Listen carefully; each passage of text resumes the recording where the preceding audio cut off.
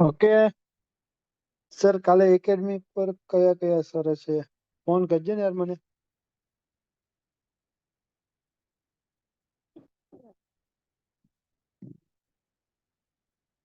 ચાલો, screen visible છે કે કેમ? એકવાર રિપ્લાય આપી દો ફટાફટ. આપણે અહીંયાથી ફરીથી સ્ટાર્ટ કરીએ. ગ્રાઉટિંગ અને ગનાઇટિંગ, બરોબર ને?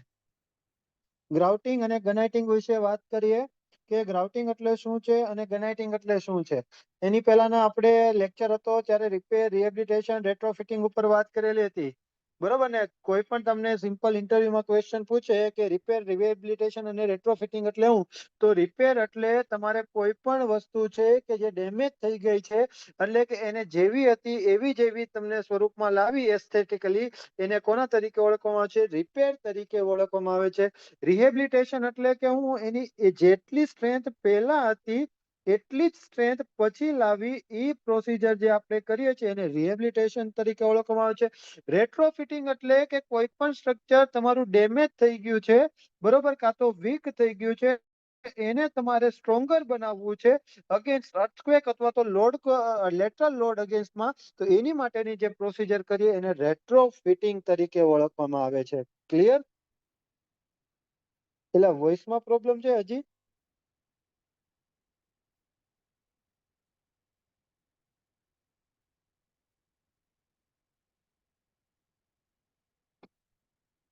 હેલો, પરફેક્ટ જ છે. ઓય મારો ભાઈ,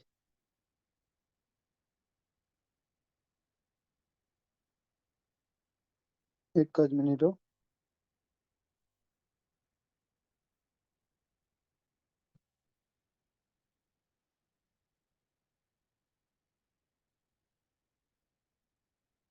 સાવન ભાઈ નો પાસવર્ડ ફટાફટ કહેતો.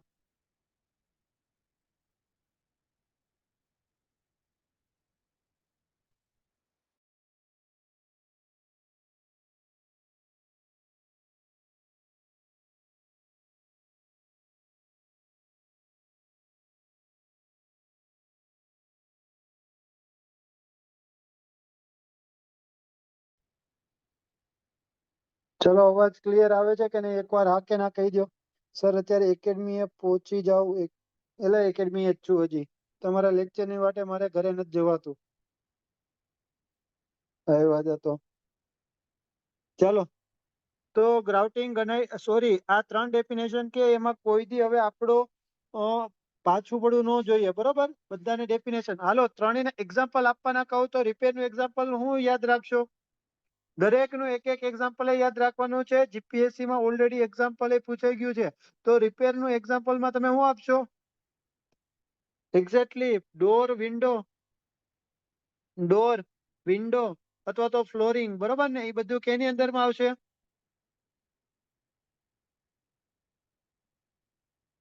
રિપેર વર્ક ની અંદરમાં આવશે, બરોબર. રિહેબિલિટેશન વર્ક ની અંદર શું આવશે? રિહેબિલિટેશનમાં બોલો તો, રિહેબિલિટેશન વર્કમાં શું આવશે? આની પહેલા ઉપર રતન કીધેલું હતું રિહેબિલિટેશન શું આવશે? એક એક્ઝામ્પલ બધાનું કે તમારી જો કોઈ ક્રેક્સ પડેલી હોય, ધ્યાનથી સાંભળજો, કોઈ ક્રેક્સ પડેલી હોય અને ક્રેક્સ ને તમે ફિલઅપ કરો છો, બરોબર, તો ઈ ક્રેક્સ ને ફિલઅપ કરો છો, ઈ કોની અંદર આવશે? રિહેબિલિટેશન ની અંદર આવશે. તો આ વસ્તુ તમે ધ્યાન રાખજો. ડન. રિહેબિલિટેશન ની અંદર શું આવશે કે કોઈ તમારી ક્રેક્સ પડેલી છે, ઈ ક્રેક્સ ને તમે રીફિલ કરો છો.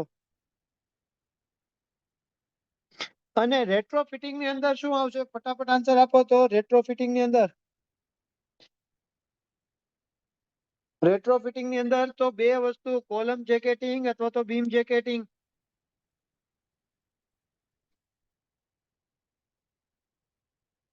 સ્પેલિંગ થોડોક આમથી આમ હશે, પરંતુ કન્ટેન્ટ બરોબર જ હશે. Okay, clear? તો રિપેર, રિહેબિલિટેશન અને રેટ્રોફિટિંગ ના ત્રણેય એક્ઝામ્પલ અને ત્રણેય ડેફિનેશન ક્લિયર હોવું જોઈએ. નેક્સ્ટ આપણે વાત કરીએ છીએ ગ્રાઉટિંગ અને ગનાઇટિંગ વચ્ચે શું ડિફરન્સ હોય છે. બરોબર. તો એમાં સૌથી પહેલા વાત કરીએ ગ્રાઉટિંગ એટલે શું.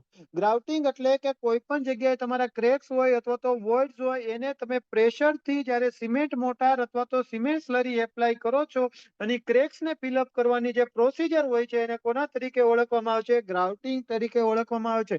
તો ગ્રાઉટિંગ ની અંદર શું ફિલઅપ કરીએ છીએ, વોઇડ્સ હોય કે ક્રેક્સ હોય એ ફિલઅપ કરવા માટેની જે પ્રોસીજર કરીએ છીએ આમાં તમે શું એપ્લાય કરો છો, તો સિમેન્ટ સ્લરી એપ્લાય કરો છો, સિમેન્ટ મોટાર એપ્લાય કરો છો કે ઇપોક્સી મોટાર એપ્લાય કરો છો. જેની મદદથી તમે ગ્રાઉટિંગ ને શું કરો, જે ક્રેક્સ હોય અથવા તો વોઇડ્સ હોય એને ફિલ કરો છો. આ જે પ્રોસીજર છે એને જ ગ્રાઉટિંગ તરીકે ઓળખવામાં આવે છે. ક્લિયર.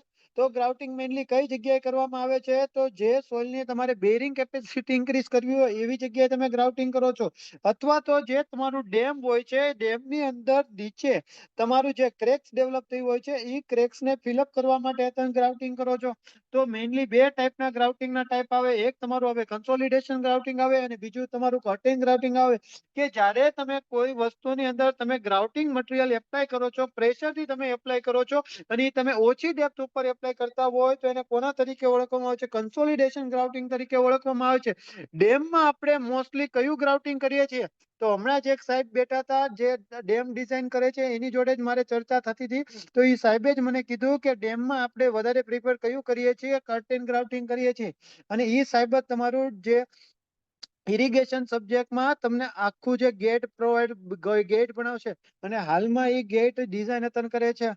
બરોબર. એટલે એક્સપર્ટ ફેકલ્ટી દ્વારા જ તમારી પાસે લેક્ચર લેવડાવશું. ડેમ નો ગેટ કઈ રીતના ડિઝાઇન થાય, હું વસ્તુનો એકદમ પરફેક્ટ મટીરિયલ તમને આપશે. બરોબર. તો ઈ ડેમનું જે ડિઝાઇન કરતા હોય એની અંદર જે ફાઉન્ડેશન હોય એની અંદર તમને માઇક્રો ક્રેક્સ અથવા તો વોઇડ્સ હોય છે એને ફિલઅપ કરવા માટે તમે પ્રેશરથી તમે હું ફ્લુઇડ મટીરિયલ એપ્લાય કરો છો. ઈ પણ કેવું હોય છે, વધારે ડેપ્થ ઉપર તમે કરો છો. ઈ ગ્રાઉટિંગને કર્ટેન ગ્રાઉટિંગ તરીકે ઓળખવામાં આવે છે. આ ગ્રાઉટિંગ કેના માટે કરવામાં આવે છે, તો ડેમના જે બોટમમાં અથવા તો તમને ઇન્ટરવ્યુમાં એમ પૂછે કે ડેમ તમે આરસીસી નો કન્સ્ટ્રક્શન કરેલો છે અને એના ફાઉન્ડેશન માંથી જોવો તો તમે સીપેજ, લીકેજ અને તમને માઇક્રો ક્રેક્સ જોવા મળે છે. તો હવે તમે પ્રિવેન્શન તરીકે કયા પગલા લ્યો છો, તો એના પ્રિવેન્શન તરીકે તમે શું કરવામાં આવે છે, કર્ટેન ગ્રાઉટિંગ કરવામાં આવે છે. હવે ઇન્ટરવ્યુમાં ક્વેશ્ચન એવો પૂછે કે તમને ખબર કેમ પડે કે તમારે જ્યાં ત્યાંથી પાણી નીકળે છે ત્યાં તમારું સીપેજ છે કે લીકેજ છે, તો કયા પોર્શનમાં સીપેજ છે, લીકેજ છે એ કઈ રીતના ખબર પડે, કે તમારે એની જે અપસ્ટ્રીમમાં છે KMNO4 ની થેલી નાખો અને ડાઉનસ્ટ્રીમમાં જ્યાં તમને પિંક કલરનું પાણી દેખાય, અથવા તો બીજું કઈ રીતના ખબર પડે કે તે જગ્યાએ વેજીટેટિવ ગ્રોથ જોવા મળશે. કેમ વેજીટેટિવ ગ્રોથ જોવા મળે, કયો તો મને. ડાઉનસ્ટ્રીમમાં એ જગ્યાએ વેજીટેટિવ ગ્રોથ કેમ જોવા મળે, અને ઓલરેડી જીપીએસસી માં ક્વેશ્ચન પૂછાઈ ગયો છે કે તમારો અર્થન બોન્ડ હોય બરોબર, તો એમાં તમારું કોઈ જગ્યાએ સીપેજ અથવા તો લીકેજ છે તો એ તમને કઈ રીતના ખબર પડે. બરોબર. અહીંયા ડાઉનસ્ટ્રીમમાં કોઈ જગ્યાએ સીપેજ છે અથવા તો લીકેજ છે, કઈ રીતના ખબર પડે, તો તમારે શું કરવાનું કે જે જગ્યાએ તમને કેવું જોવા મળતું હોય કે એરિયા છે વેટ એરિયા હોય, સાંભળજો, વેટ એરિયા હોય તો ખબર પડે. બીજું કોના ઉપરથી ખબર પડે કે વેજીટેટિવ ગ્રોથ, એટલે તે જગ્યાએ તમે જોવો તો તમારું ઝાડી ઝાખરા થોડાક વધારે ઉગેલા હોય તો એના ઉપરથી ખબર પડે. અને ત્રીજી વસ્તુ કે આની સિવાય શું કરવામાં આવે છે કે અપસ્ટ્રીમમાં તમને KMNO4 નાખવામાં આવે છે, બરોબર ને. તો આના કારણે તમારું પિંક કલરનું વોટર થઈ જાય. હવે જ્યારે તમને ઈ નીચેથી પાસ થઈને બીજી બાજુ નીકળે તો જે જગ્યાએ તમારું કેવું જોવે, તમને પિંક કલર જેવું તમને દેખાય તો એનો મીન્સ એવો છે કે તે જગ્યાએ તમારું લીકેજ છે. તો તમે ઈ જગ્યાએ લીકેજ હોય તો તમે શું પ્રિકોશનમાં કરી શકો, તો ત્યાં તમે ગ્રાઉટિંગ કરી શકો. અથવા તો બીજી હું વસ્તુ કરી શકો, કયો તો તમે કોઈ જગ્યાએ લીકેજ છે ઈ તમને ડાઉનસ્ટ્રીમમાં ખબર પડી. હાલો ઇરિગેશન નો ક્વેશ્ચન છે, અત્યારે જ હું તમને ઈ ક્વેશ્ચન લઈ લઉં કે કોઈ જગ્યાએ તમારું લીકેજ છે બરોબર, ડાઉનસ્ટ્રીમ સાઈડમાં લીકેજ છે અને તમને ખબર પડે તો તમે શું હવે કરશો, અથવા તો શું પગલા લેશો, બોલો તો. પાઇપિંગ નો થાય એનું ધ્યાન કરવું પડે. પાઇપિંગ નો થાય એટલા માટે શું કરવું પડે, ગોહિલ, પાઇપિંગ નો થાય એટલા માટે કટઓફ. કટઓફ તો મારા ભાઈ ખાલી ભણવા માટે છે, પરંતુ એકવાર જ્યારે પાણી નીકળતું હોય આવી રીતના ત્યારે અહીંયા કટઓફ કન્સ્ટ્રક્શન કરવી કેવી છે, ડિફિકલ્ટ છે. અમુકનું તારું લીકેજ વધી જાય તો શું કરવું પડે, પહેલો ઓપ્શન તમારી પાસે રે ગ્રાઉટિંગ કરી શકો. હા કે ના.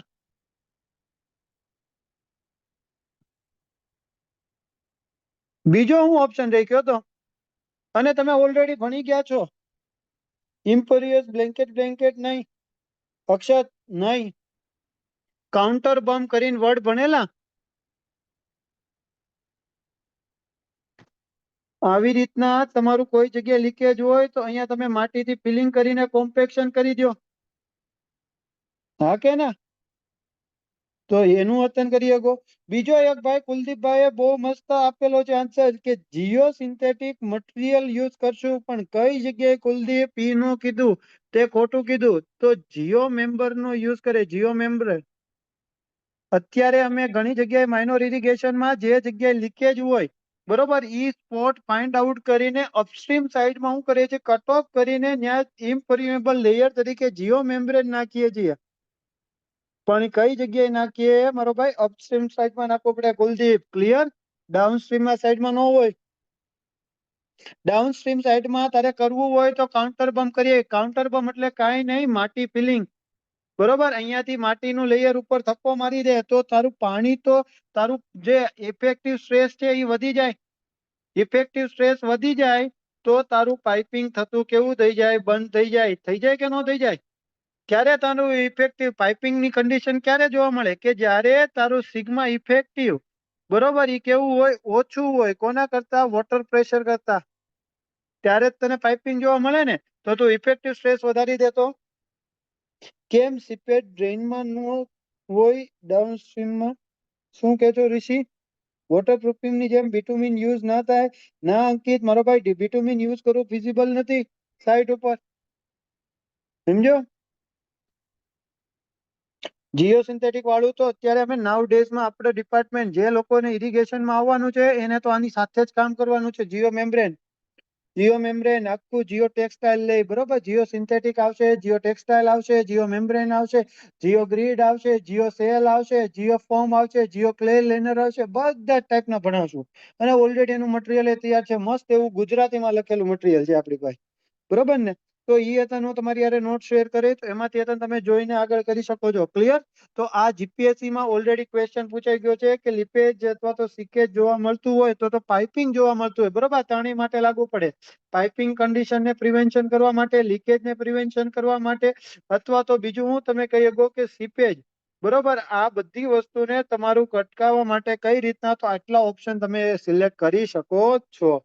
ક્લિયર? પણ આ તો ટેમ્પરરી સોલ્યુશન થયું ને. ના મારો ભાઈ, ટેમ્પરરી એટલે આ તમારું સોલ્યુશન જ છે.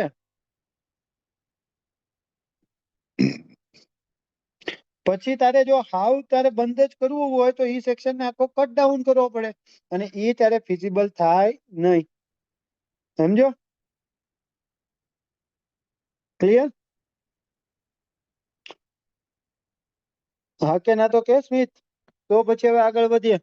તો ગનેટિંગ એટલે શું? સોરી, ગ્રાઉટિંગ એટલે શું? એ તો તમને લોકોને ખબર પડી ગઈ કે ડેમમાં ક્રેક્સમાં સોઇલ બેરિંગ કેપેસિટી ઇન્ક્રીઝ કરવું હોય, અથવા તો પ્રી સ્ટ્રેસની જે ડક્ટ હોય ઈ ફિલ કરવા માટે તમે ગ્રાઉટિંગ ઓપરેશન કરીએ છીએ. ગ્રાઉટિંગ જે મટીરિયલ યુઝ કરીએ છીએ, બરોબર, શીટ પાઇલ નો આવે, શીટ પાઇલ આવે એ એને પરમનન્ટ સોલ્યુશન થયું, બરોબર. શીટ પાઇલ આવે એ એનું પરમનન્ટ સોલ્યુશન થયું. Okay yes?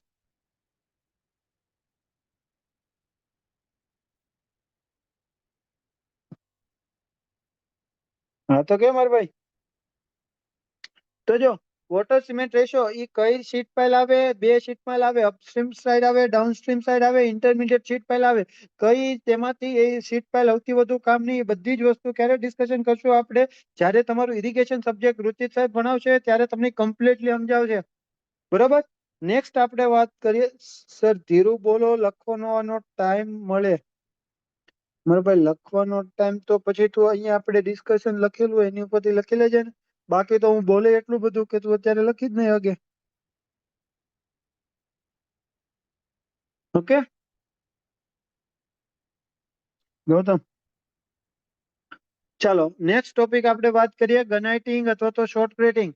ગનાઇટિંગ અને શોર્ટકટિંગ બંને અલગ અલગ વસ્તુ નથી. પેલા આપણે વર્ડ યુઝ કરતા હતા, ગનાઇટિંગ વર્ડ યુઝ કરતા હતા. હવે નાવ ડેઝમાં યુઝ કરીએ છીએ એ શોર્ટકટ વર્ડ યુઝ કરીએ છીએ. બરોબર, બીજો કોઈ જ જાતનો ફરક નથી. પેલા ઘણા લોકો ઇન્ટરવ્યુમાં ક્વેશ્ચન પૂછતા હતા કે ગનાઇટિંગ અને શોર્ટક્રિટ વચ્ચેનો ડિફરન્સ શું છે, તો બંનેનો કોઈ જ ડિફરન્સ નથી. પેલા વર્ડ આપણે ગનાઇટિંગ યુઝ કરતા હતા, નાવ ડેઝમાં શોર્ટક્રિટ યુઝ કરીએ છીએ. બીજા કોઈ જ જાતનો ફેરફાર એમાં હોતો નથી. હવે તમે એમ કહો કે સાહેબ શોર્ટક્રિટ એટલે હું? શોર્ટક્રિટ એટલે તમારું જે મોટાર છે અથવા તો કોન્ક્રીટ છે એને હાઈ વેલોસિટીથી આપણે ન્યુમેટિક હોઝ વડે સરફેસ ઉપર જે સ્પ્રે કરવાનું અથવા તો એપ્લાય કરવાની જે પ્રોસેસ છે એને જ કોના તરીકે ઓળખીએ છીએ? ગનાઇટિંગ તરીકે ઓળખીએ છીએ. તો ગનાઇટિંગ અથવા તો શોર્ટકટિંગ એટલે શું છે કે એક એવી પ્રોસેસ છે કે જેમાં તમારું સિમેન્ટ મોટાર અથવા તો ફાઇન કોન્ક્રીટ હોય. કેવું કોન્ક્રીટ હોય? ફાઇન કોન્ક્રીટ હોય. એને તમે શું કરો છો? હાઈ વેલોસિટીથી તમે શું કરો છો? ન્યુમેટિક હોઝ વડે. કઈ હોઝ વડે? ન્યુમેટિક હોઝ વડે તમે સરફેસ ઉપર જે એપ્લાય કરો છો એ પ્રોસેસને કોના તરીકે ઓળખવામાં આવે છે? ગનાઇટિંગ અથવા તો શોર્ટકટિંગ તરીકે ઓળખવામાં આવે છે. લેક્ચર પૂરો થાય એટલે આજે જે ચાલ્યું હોય એની પીડીએફ મોકલી દેજો ને, એટલે લેક્ચર પછી નોટ ડાઉનમાં લખી નાખીએ. મારો ભાઈ લેક્ચર પછી મોકલું જ છું, કૌશિકભાઈ મોકલું જ છું. ઓકે ને? હવે આપણે ગનેટિંગ અને શોર્ટ ગ્રીટિંગ ની વાત કરતા હતા, તો ગનેટિંગ શોર્ટ ગ્રીટિંગ રિલેટેડ હું તમને એક વિડીયો બતાવું એટલે તમને એમાં આઈડિયા વધારે ક્લિયર થશે કે ગનેટિંગ અને શોર્ટ ગ્રીટિંગ એટલે શું છે. બરોબર, તો પેલા તમને થોડોક અહીંયાથી વિડીયો છે અવેલેબલ છે, એ હું તમને બતાવી દઉં કે કઈ રીતના તમારું ગનાઇટિંગ શોર્ટ ગ્રીટિંગ થતું હોય. તો જો આમાં આપણે જે શું કરે છે, તો કોન્ક્રીટ જો રેન્ફોર્સમેન્ટ હોય અને એ બધી જગ્યાએ આપણે શું કરીએ છીએ? ઉપરથી કોન્ક્રીટ એપ્લાય કરીએ છીએ. બરોબર, એને જ તમારું શું કહેવામાં આવે છે? શોર્ટ ક્રિટિંગ કરવામાં આવે છે. પેલા હું તમને એમ પૂછું કે શોર્ટ ક્રિટિંગ કરવામાં શા માટે આવે? પેલા તો આપણે શોર્ટ ક્રિટિંગ સમજતા પેલા ડેફિનેશન તો સમજી ગયા, પણ મારો ક્વેશ્ચન એવો છે કે શોર્ટ ક્રિટ કરવું શું કામ પડે? હાલો આનો આન્સર આપો તો. આ ઇન્ટરવ્યુમાં આવી રીતના જ ક્વેશ્ચન પૂછાય. ઇન્ટરવ્યુમાં જે રીતના ક્વેશ્ચન પૂછાય એ જ રીતના તમારે આન્સર આપવાનું. રાહુલભાઈ નો એક્ઝેક્ટલી આન્સર આવ્યો. ભેખડ પડી જાય, સ્લોપ ઇન્ક્લાઇન્ડ હોય, સ્ટોપ સ્ટેબિલાઇઝેશન હોય, એ બધાના કારણે સર ન કરવું પડે. શોર્ટ ક્રિટિંગ એટલા માટે કરવું પડે કે જ્યાં તમે નોર્મલ કોન્ક્રીટ ના કરી શકતા હોય, નોર્મલ કોન્ક્રીટ ના કરી શકતા હોય એટલે કે ના કરી શકતા હોય. કેમ નોર્મલ કોન્ક્રીટ ન કરી શકતા હોય? તો એવી જગ્યા હોય કે જ્યાં તમે ફોર્મ વર્ક કરવું પોસિબલ નથી. સાંભળજો, હું વર્ડ યુઝ કરું છું, ફોર્મ વર્ક કરવું પોસિબલ નથી. એવી જગ્યાએ તમારે કોન્ક્રીટિંગ કરવું હોય તો તમે શું કરો છો? શોર્ટ ક્રિટિંગ નો યુઝ કરો છો. એક્ઝેક્ટલી કે જેમાં તમારું ફોર્મ વર્ક કેવું છે? પોસિબલ નથી, અથવા તો કન્સ્ટ્રક્શન કરવું એનું કેવું છે? ડિફિકલ્ટ છે. એવી જગ્યાએ તમે શોર્ટ ક્રિટ યુઝ કરો છો. હવે તમે કહેશો કે શોર્ટ ક્રિટ કઈ કઈ જગ્યાએ કરવું જોઈએ? તો ટનલમાં જો તો બરોબર, ટનલમાં જો ગૌતમ, ટનલ નું ફોર્મ વર્ક કન્સ્ટ્રક્શન થઈ શકે મારો ભાઈ? હા કે ના? કરી શકે કે ન કરી શકે? ના કરી શકે ને, એટલા માટે આપણે શોર્ટકટ નો યુઝ કરવો પડે. સમજો? પછી બીજું, સ્લોપ સ્ટેબિલાઇઝેશનમાં બોલો તો એનું ફોર્મવર્ક એ પોસિબલ નથી. ઇન્ક્લાઇન તમારું આખું ફોર્મવર્ક ગોઠવવું તો એ પોસિબલ નથી. તો આવી બધી જગ્યાએ કે જ્યાં તમારું ફોર્મવર્ક તમારું ડિફિકલ્ટ છે એવી જગ્યાએ આપણે શું કરીએ છીએ? શોર્ટ ક્રિટિંગ કરીએ છીએ. તો હવે ક્લિયર થયું ગૌતમ? જે કે ન્યુમેટિક એટલે શું છે? ન્યુમેટિક એટલે કઈ નહીં, એક પાઇપ, નાના કાણા વાળો પાઇપ, એને ન્યુમેટિક હોઝ કહેવાય. હમણાં આપણે જોઈએ એટલે બધી જ વસ્તુ ક્લિયર થઈ જશે. સર ગનાઇટિંગ ડ્રાય પ્રોસેસ આવે કે પછી વેટ, એ બધું આવશે મારો ભાઈ. ગનાઇટિંગ ના આધારે તું ડિફરન્શિએટ ન કહે.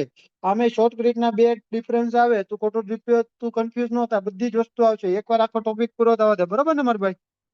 ટનલમાં કોન્ક્રીટ પડી ના જાય, ન પડે.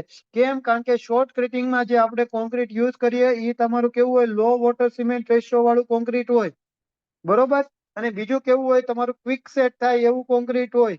એટલા માટે એ તમારું કોન્ક્રીટ પડે નહીં. અને એટલા માટે જ સાંભળજે, ધ્યાનથી સાંભળજે, કે આપણે હાઈ વેલોસિટી થી સ્ટ્રાઇક આઉટ કરાવીએ. હવે હાઈ વેલોસિટી સ્ટ્રાઇક આઉટ કરવાથી થાય હું? સાંભળજો, આવી રીતના કોઈ એક સ્લોપ સ્ટેબિલાઇઝેશન છે, અહીંયાથી તમે શું કરો છો, ગન લઈને ઉભા છો, તો તમારું જ્યારે કોન્ક્રીટ અહીંયા સ્પ્રે થશે ત્યારે જે મોટા પાર્ટિકલ હશે ને એ તમારું કેવું થાય, દબાઈ જશે. બરોબર, સોરી, નાના પાર્ટિકલ હશે એ દબાઈ જશે અને મોટા પાર્ટિકલ ઉપર રહેશે, એટલે તમારી કેવી રહે, રફ સરફેસ રહે. હવે એની ઉપર જ્યારે પાછું બીજું કોન્ક્રીટિંગ એપ્લાય કરો તો તમારો બોન્ડ કેવો બની જાય, ઇઝીલી બની જાય અને તમારું સ્લાઇડ ડાઉન પણ થાય નહીં.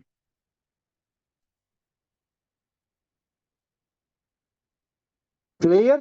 લેયર બાય લેયર કરે, એક્ઝેક્ટલી એક સાથે ડાયરેક્ટલી નો કરી દે. માનો કે તમારે કેટલા નું થિકનેસ નું કરવું છે, 150 ની થિકનેસ નું કરવું, તો એક દિવસમાં એક હારે 150 ની થિકનેસ નો કરે. પેલા 50 ની થિકનેસ કરી, પાછી 50 ની કરી, પાછી 50 ની કરી, બરોબર.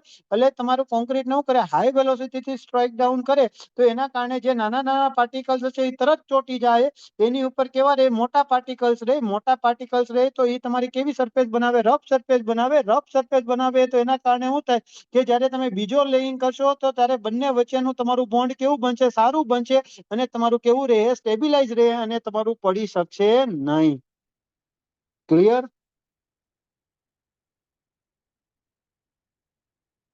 હા કે ના તો કહી દો.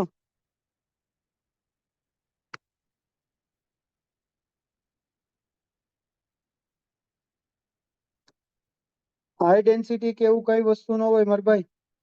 નોર્મલ કોન્ક્રીટ જ હોય, પરંતુ એમાં થોડાક સ્પેશિયલ પ્રિકોશન રાખવા પડે. લો વોટર સિમેન્ટ રેશિયો ક્વિકસેટ થવું જોઈએ, બરોબર. આ બધી વસ્તુનું ધ્યાન રાખવું પડે.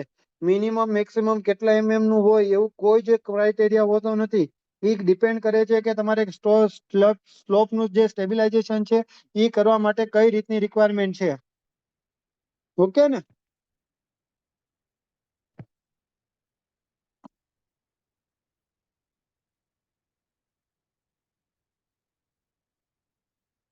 ઓકે, ચાલો. ચાલો નેક્સ્ટ જોઈએ. આપણે કયું જોઈએ? શોર્ટ ક્રિટિંગ જોઈએ. કે શોર્ટ ક્રિટમાં કઈ રીતના હોય છે, તો એના રિલેટેડ એક એનિમેટેડ વિડીયો જોઈ લેવું એટલે આપણે આખે આખો ટોપિક છે ક્લિયર થઈ જાય. જો કે શોર્ટ ક્રિટમાં શું હોય છે, તો શોર્ટ ક્રિટમાં શું કરવાનું હોય છે કે અહીંયા તમે જોવા મળે છે એ રીતના તમારે શું કરવાનું હોય છે કે કોઈ વર્ટિકલ સરફેસ હોય અથવા તો ઇન્ક્લાઇન સરફેસ હોય અથવા તો ટનલ વાળી સરફેસ હોય, કોઈ પણ જગ્યાએ તમે શું કરી શકો છો, શોર્ટ ક્રિટિંગ એપ્લાય કરી શકો છો. ઓકે, ચાલો. જો બીજી વસ્તુ કે શોર્ટ ગ્રીટિંગમાં આપણે આવી રીતના માણસ હોય, એના હાથમાં નોઝ હોય, નોઝની મદદથી એવું કરતો હોય, એ તમારું કોન્ક્રીટ એપ્લાય કરતો હોય, બરોબર. તમને એવો ક્વેશ્ચન પૂછે કે શોર્ટ ક્રીટ કરવાનું હોય, એમાં તમારું રેન્ફોર્સમેન્ટ પ્રોવાઈડ કરેલું હોય, તો જે રીતના કન્વેન્શનલ કોન્ક્રીટમાં રેન્ફોર્સમેન્ટ પ્રોવાઈડ કરીએ એ જ રીતના આમાં પણ રેન્ફોર્સમેન્ટ પ્રોવાઈડ કરવું પડે. ઓકે, જો તમને અહીંયા વિડીયો દેખાતો હશે એ રીતના તમારું શું કરે છે, શોર્ટ ક્રિટિંગ એપ્લાય કરે છે, બરોબર. આ જે હાથમાં જે એમને છે એ તમારું શું કરે છે, શોર્ટ ક્રિટિંગ એપ્લાય કરે છે એ દરમિયાનનું છે, બરોબર. એટલે કે હાઈ વેલોસિટી થી સ્ટ્રાઇક આઉટ કરે તો તમે જોવો તો ઉપરની સરફેસ કેવી દેખાય, તમને રફ દેખાય છે. સ્મોલર પાર્ટિકલ અંદરની સરફેસ સાથે ચોટી જાય અને મોટા સરફેસ ઉપર રહી જાય, એટલે બીજું લેયર તમારે આની ઉપર એપ્લાય કરવું હોય તો પણ તમારે એ થઈ જાય, બરોબર. સ્કિલ લેબરની રિક્વાયરમેન્ટ જોઈએ તો આ સ્કિલ લેબરની રિક્વાયરમેન્ટ જોવે. કોમ્પેક્શન કઈ રીતના થાય, તો કોમ્પેક્શન કરવા માટે તમને એમ પૂછે કે શોર્ટ કટિંગમાં કોમ્પેક્શન કઈ રીતના થાય, તો શોર્ટ કટિંગમાં આપણે એડિશનલ બહારથી એક્સટર્નલી કોમ્પેક્શન નથી કરી શકતા. એટલા જ માટે કોન્ક્રીટને આપણે શું કરીએ છીએ, હાઈ વેલોસિટીથી પ્રેશર દ્વારા, પંપ દ્વારા શું કરીએ છીએ, આપણે એપ્લાય કરીએ છીએ. જો અહીંયા લખેલું ને, કોનો ભાઈનો ક્વેશ્ચન હતો કે હાઈ ડેન્સિટી કોન્ક્રીટ હોય કે કેવું કોન્ક્રીટ હોય, તો આ કોન્ક્રીટમાં કોઈ પણ જાતની સ્પેશિયલ પ્રોપર્ટી આપણે એટલે કે સ્પેશિયલ ટાઈપનું કોન્ક્રીટ ડિઝાઇન નથી કરતા.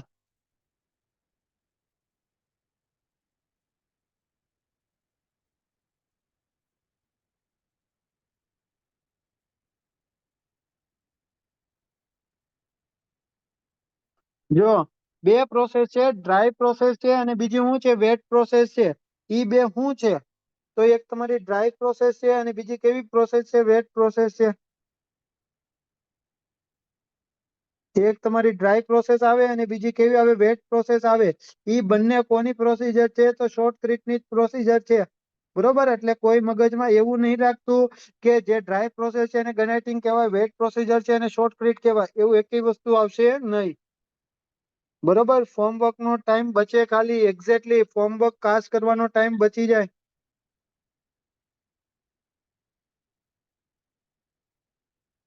અને ડિફિકલ્ટ એવું હોય ફોર્મવર્ક કરવું.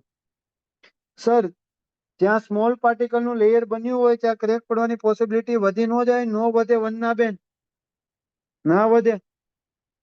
ક્રેક ક્યારે પડે બેન? ક્રેક ક્યારે પડે? કે જ્યારે મોઇસ્ચર નો લોસ થાય ત્યારે. સમજ્યા કે નહીં? મોઇસ્ચર નો લોસ થાય તો તમારી ક્રેક પડે, પણ આમાં તો આપણે ક્યોરિંગ પ્રોપર જ કરશું, જે રીતના નોર્મલ ક્યોરિંગ કરે એ રીતના, એટલે ક્રેક પડવાનો ચાન્સીસ છે નહીં. સ્ટ્રેન્થ કેવી રીતના મળે? તો સિમેન્ટ હોય તો સ્ટ્રેન્થ તો મળવાની જ છે ને. કેવી વાતો કરે મારા ભાઈ? સ્ટ્રેન્થ કઈ રીતના મળે? વોટર સિમેન્ટ રેશિયો ઘટે તો સ્ટ્રેન્થ પણ વધશે ને. હા, વધે જ ને અંકિત મારો ભાઈ. વોટર સિમેન્ટ રેશિયો આ બધાને સમજાવું જ છું, કોઈ સમજતું જ નથી. ખાલી મને સમજો તો ખરા. બેઝમેન્ટમાં માટી પડવાના ચાન્સીસ હોય ત્યાં પાઇલિંગ કરે છે, જો શોર્ટ ક્રિટિંગ કેમ નથી કરતા? મારો ભાઈ, વર્ટિકલ જે વોલ હોય ને, વર્ટિકલ વોલ, એને સ્ટેબિલાઇઝેશન, જે એસ્કેવેશન વર્ટિકલ હોય ને, એને આનો યુઝ કરાય.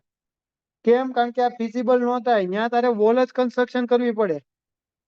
વોઇસ લેગ મારે છે. હલો એલા પ્રતિક, બરોબર જ છે. આજ તો કોઈ નેટ નું બોય કેતા જ નહીં. મસ્ત એવું ભણાવવાનો મૂડ છે મારે. બરોબર ને? લેવલિંગ કઈ રીતના કરે? લેવલિંગ કાઈ નહીં, પાછળ એક મિસ્ત્રીને રાખો, એ રંધો મારતો આવે એટલે લેવલિંગ થઈ જાય મારા ભાઈ. એમાં કઈ નવું ન હોય. જો આમાં કોઈ કહેતું હતું ને ડ્રાઈવ અથવા તો શું છે, જો આગળ હાથમાં જે પંપ જેવું છે જ્યાંથી કોન્ક્રીટ તમારું નીકળે છે એને ન્યુમેટિક હોઝ કહેવાય. અને કેટલું પ્રેશર થી તમારું કોન્ક્રીટ એપ્લાય થાય. હમણાં કોક કે ફિનિશિંગ કેમ કરે, તો ઉપર એક ભાઈ છે એ જો ફિનિશિંગ કરતો આવે છે. હવે કોક કે છે કે સાહેબ ડ્રાય મિક્સ અને વેટ મિક્સમાં ફરક હું. સાંભળજો, ડ્રાય મિક્સ અને વેટ મિક્સમાં ફરક હું, કે હવે આમાં ડ્રાય મિક્સમાં કેવું હોય ખબર? એક તમારું અહીંયા મટીરિયલ સ્ટોર કરેલું હોય, બરોબર, બીજા ટાંકામાં શું હોય? વોટર હોય. આ બંને, અને પંપ હોય એક. પંપ દ્વારા અહીંયાથી હાલ આવે, અહીંયાથી હાલ આવે, અને જ્યાં તમારે કોન્ક્રીટ એપ્લાય કરવાનું હોય એના જસ્ટ પહેલા બંનેને શું થાય? મિક્સ થાય. અને પછી તમારું સ્પ્રે થતું હોય તેને ડ્રાય મિક્સ કહેવાય. વેટ મિક્સ કોને કહેવાય? કે તમારા પંપ પહેલા જે સ્ટોર કરેલું હોય એ તમારું મટીરિયલ અને વોટર બંનેનું મિક્સર કરીને પહેલેથી ભેગું પાણી, એટલે પાણી જો તમે પહેલેથી એડ કરી દો તો એને વેટ મિક્સ કહેવાય. અને જસ્ટ કોન્ક્રીટ સ્પ્રે થતું હોય એ પહેલા પાણી જસ્ટ એડ કરો તો એને ડ્રાય મિક્સ કહેવાય. તો ડ્રાય મિક્સ અને વેટ મિક્સમાં માત્ર એટલો જ ફરક છે.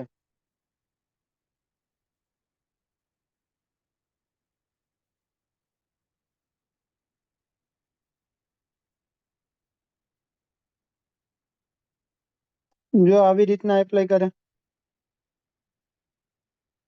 જો એના એપ્લિકેશન અને યુઝ વિશે વાત કરે છે. જે જગ્યાએ ધ્યાનથી લખી નાખજો. કેવું હોય? થીન હોય, થીન સ્ટ્રક્ચર હોય ને, થીન થીન સેક્શન હોય ત્યાં ખાસ યુઝ કરવાનું થાય. Thin and light reinforcement. આવી જગ્યાએ તમારે શું કરીએ છીએ? આપણે મેઇનલી શોર્ટકટ કરીએ છીએ.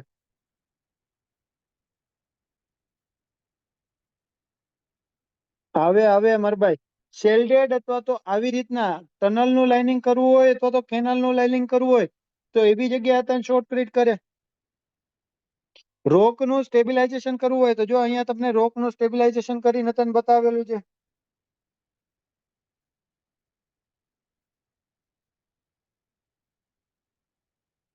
ઓકે. ઓલ્ડ બિલ્ડિંગ ના રિપેરિંગ કામમાં તને આપણે યુઝ કરીએ. કોઈ જગ્યાએ લાઇનિંગમાં લીકેજ હોય તો એ તને આપણે આનો યુઝ કરીએ. તો આ બધી જગ્યાએ તમે આનો યુઝ કરીએ. તો તમે મને કહો કે નોર્મલ કોન્ક્રીટ વધારે સ્ટ્રેન્થ ગેઇન કરશે, સેમ સિમેન્ટ નાખેલી હોય, તો નોર્મલ કોન્ક્રીટ વધારે સ્ટ્રેન્થ ગેઇન કરશે કે શોર્ટક્રીટ સ્ટ્રેન્થ વધારે ગેઇન કરશે? હાલો, મારો જ ક્વેશ્ચન છે. હાલો, હવે આપણે પાછા આવી જઈએ અહીંયા. આ નોટ ને જવા દઈએ, આ નોટ ને જવા દઈએ. નોર્મલ કોન્ક્રીટ અને શોર્ટક્રીટ બંનેમાંથી સ્ટ્રેન્થ કોણ વધારે આપે? સેમ, સિમેન્ટ ને બધું સેમ જ છે. બોલો તો કોણ વધારે સ્ટ્રેન્થ આપશે? નોર્મલ કોન્ક્રીટ વધારે સ્ટ્રેન્થ આપે. તમે કહેશો કેમ સાહેબ? પૂછો કેમ સાહેબ? કારણ કે નોર્મલ કોન્ક્રીટ ને ક્યોરિંગ આપણે વ્યવસ્થિત રીતે કરી શકીએ, શોર્ટક્રીટ ને ક્યોરિંગ વ્યવસ્થિત રીતના કરી શકીએ નહીં. પ્લસ એક્ઝેક્ટલી કોમ્પેક્શન ની વાત આવે તો નોર્મલ કોન્ક્રીટ હોય એનું કોમ્પેક્શન બહુ જ મસ્ત રીતના થઈ શકે, જ્યારે શોર્ટક્રીટમાં એવું પોસિબલ નથી. શોર્ટક્રીટ આપણે વધારે કેમ નથી યુઝ કરતા? બોલો, શોર્ટક્રીટ કેમ વધારે યુઝ નથી કરતા? આન્સર આપો, ઇન્ટરવ્યુમાં પૂછાય.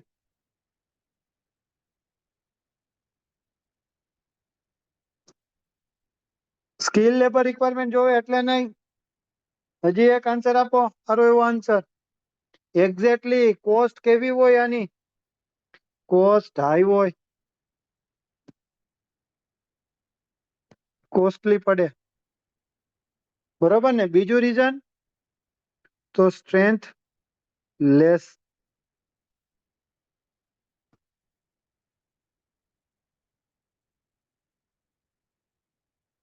મિનિમમ 28 ડેઝ તો ક્યોરિંગ કરવું જ પડે.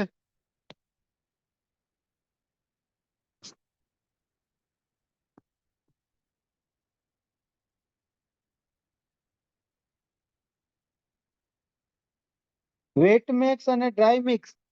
હાલો તો તમે જ કયો તો, wet mix and dry mix બંનેમાંથી વધારે કયું સારું?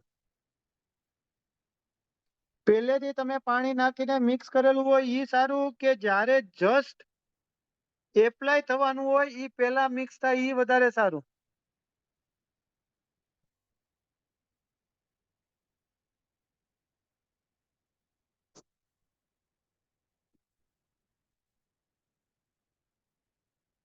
તો વેટ મિક્સ વધારે સારું. ઓકે, એન ખ્યાલ આવ્યો કેમ વધારે સારું?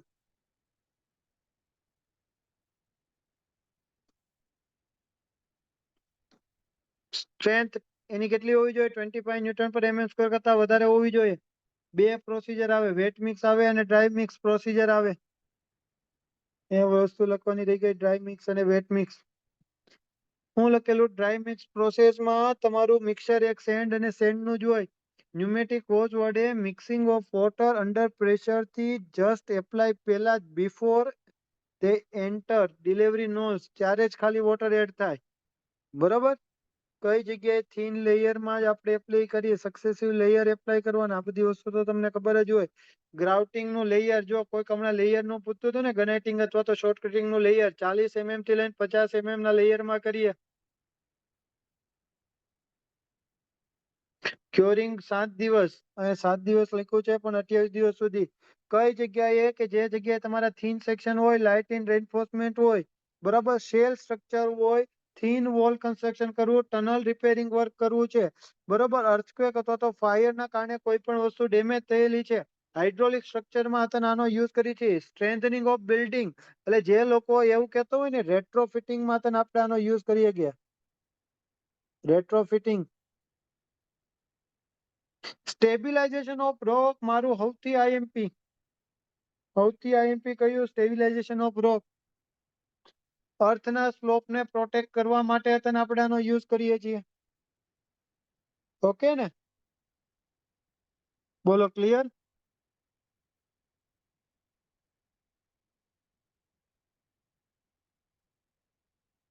ઓકે ને?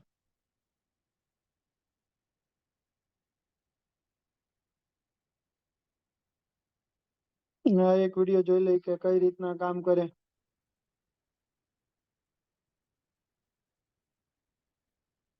જો આમાં રીતના મટીરિયલ નાખેલું હોય, લેસ ડ્યુરેબિલિટી આપશે. એક્ઝેક્ટલી રિટેનિંગ વોલમાં પ્રિયંકા બેન યુઝ કરીએ કે જો એક આમાં નોઝલ દેખાય છે એ પાણીની હોય ને બીજી ડ્રાય વોટરની હોય. પાણી જસ્ટ બિફોર સ્પ્રે થાય એ પહેલા એડ કરીએ તો આ ક્રીટને ડ્રાય પ્રોસેસ તરીકે ઓળખાય. અને પહેલેથી તમે વોટર એડ કરેલું હોય તો એને વેટ પ્રોસેસ મિક્સ કહેવાય. ખ્યાલ આવ્યો?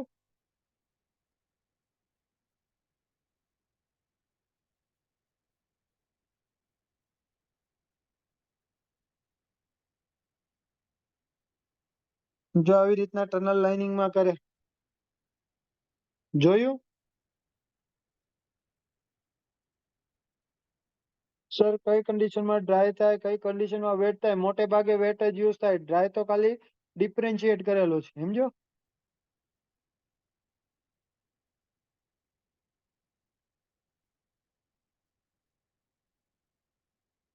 બીજું એક આવે સોઇલ નેઇલિંગ. કોઈને ખબર સોઇલ નેઇલિંગ એટલે હું? કોઈને ખબર છે સોઇલ નેઇલિંગ એટલે શું?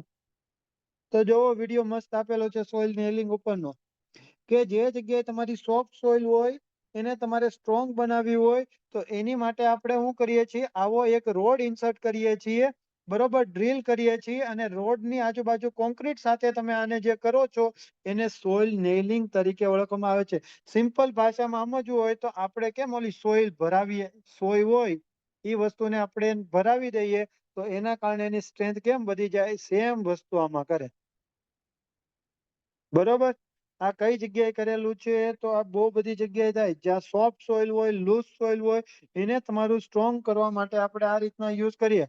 અને તમે કહો છો ચીના બ્રિજ વાળું, તો ત્યાં તમારું રોક બોલ્ટિંગ કરેલું છે. સોલ નેલિંગ આવે અને રોકમાં બોલ્ટિંગ થાય. બંનેમાં પ્રોસીજર એક જ હોય પરંતુ થોડો ઘણો ડિફરન્સ હોય. પછી શું કરે? એની ઉપર જો શોર્ટકટ એપ્લાય કરી દે. શું કરે? એની ઉપર શોર્ટકટ એપ્લાય કરી દે. હવે ખબર પડી? બોલો તો.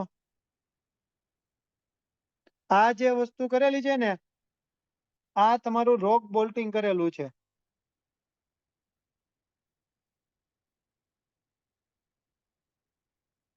ઓકે સર, એસઓયુ ના ઉપરના પોર્શનમાં શોર્ટકટ કરેલું યાર, એ તો મને નથી ખબર. શુભમ સાહેબ આવે તો એને પૂછજે ને. ક્રોસમાં જ હોય. હા મારા ભાઈ, ક્રોસમાં જ કરે તો જ ઇફેક્ટિવ રહે ને. તું જ વિચાર તો. તારે કોઈ વસ્તુને સ્ટેબિલાઇઝ કરવી હોય તો પરપેન્ડિક્યુલર નાખ તો સ્ટેબિલાઇઝ થાય, કે તું કેવું નાખે ક્રોસમાં નાખે તો વધારે સ્ટેબિલાઇઝ થાય? સોઇલ નેલિંગ એટલે સમજાવો ને. સોઇલ નેલિંગ એટલે કીધું તો ખરા મારા ભાઈ, હું એમાં તને ડિફરન્સ આવ્યો? સોઇલ નેલિંગ એટલે સોફ્ટ સોઇલને તમારે સ્ટ્રોંગર બનાવવા માટે એની અંદર સોઇલની અંદર એમ્બેકમેન્ટની અંદર શું કરે? ડ્રીલ કરે. ડ્રીલ કરીને અંદર એની અંદર એક રોડ નાખે. રોડ નાખીને આજુબાજુ કોન્ક્રીટથી ફિલ કરી દે. આ જે પ્રોસીજર કરે એને સોઇલ નેલિંગ કહેવાય. ઓકે.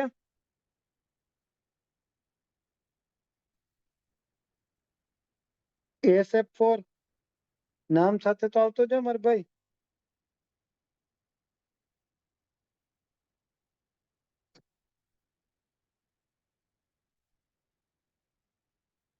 થેન્ક યુ નહીં મારા ભાઈ. થેન્ક યુ તો હું ત્યારે કહે કે તને પૂછીશ અને ત્યારે આન્સર આવડશે ને ત્યારે હું તને કહે થેન્ક યુ ડબલ. ચાલો. નેમ લખીને આવો બધા, કઈ વાંધો નહીં. લખીને આવે. કેટલાક ના નામ પડ્યા હોય, કેટલાક ના નામ ના હોય, અનામી હોય, એમાં કઈ ટેન્શન ન હોય. જો એન્ટ્રેનેર અને એન્ટ્રેપેર એમાં એવું ન હોય. ઓલામાં હું ઝૂમમાં ઓટોમેટિકલી સેવ થઈ ગયું એટલા માટે. અને આપણી પાસે હું બીજા બધાને રિપ્લાય આપવાનો બહુ બધો ટાઈમ હોય. બરોબર ને? એમાં કેટલાકના છોકરાઓના તો એવો મેસેજ આવે ગર્લ્સના કટ ઓફ માટે. પછી પૂછવું પડે તારે શું જરૂર પડી? કેમ કિશન? હવે હવે ઘણાને પૂછવું હોય પણ પૂછી ન ગયા. ચાલો.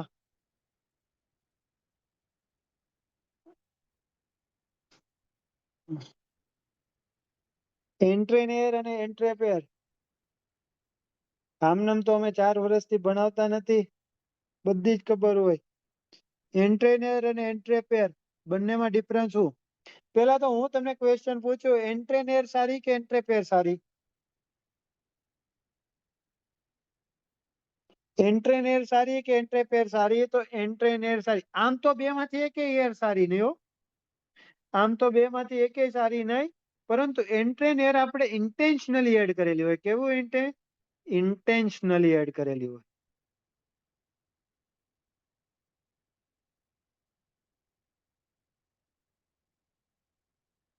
જ્યારે એન્ટ્રેપેર કોના કારણે હોય કયો તો? જ્યારે એન્ટ્રેપેર કોના કારણે હોય તો ઇનસફિશિયન્ટ કોન્સેપ્ટ કોમ્પેક્શન ના કારણે. ઇનસફિશિયન્ટ કોમ્પેક્શન ના કારણે. બરોબર કે નહીં? ઓલું આપણે કહીએ ને હનીકોમ્બિંગ ટાઈપનું એવું રહી જાય, એ તમારું એન્ટ્રેપેર કહેવાય. એર ટ્રેપ થઈ ગયો હોય, નામ ઉપરથી કરે. એન્ટ્રેન એટલે નાખેલી હોય. નાખેલી તો જ હોય ને કે આપણે કઈક ફાયદાકારક થતી હોય. બોલો તો. હા કે ના? નાખી તો જ હોય ને ફાયદાકારક થતી હોય. સારી નથી તો એડમિક્સર તરીકે કેમ યુઝ કરે? મેં ક્યાં નંદનીબેન ના પાડી કે એન્ટ્રેનર સારી નથી? સારી તો છે જ. એન્ટ્રેનર કેવી છે? સારી જ છે.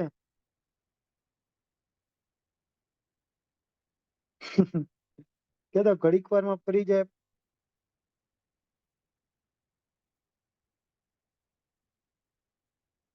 આવું હોય તો મારે નથી ભણવું, કહી દેવાય. હું હોય તો કહી દઉં. જો એન્ટ્રેનર ઇન્ટેન્શનલી એડ કરેલી હોય.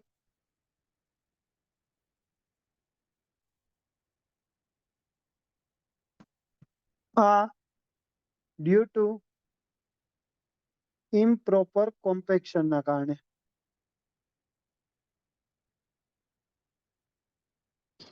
એન્ટ્રેનર છે થ્રુ આઉટ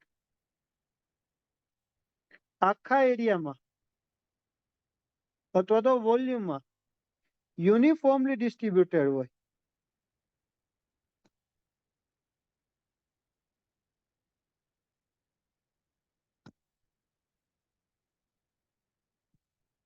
બરોબર ને?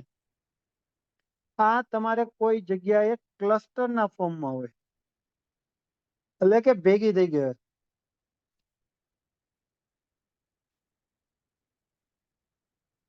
એન્ટ્રેનર ઇન્ટરકનેક્ટેડ ન હોય.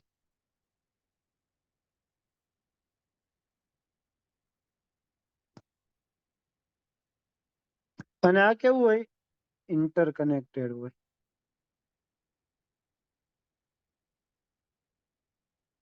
આના કારણે વર્કેબિલિટી આવે. હા કે ના? બીજું શું આવે? ફ્રીઝિંગ થ્રોઈંગ એક્શન સામે રેઝિસ્ટન્સ આપે.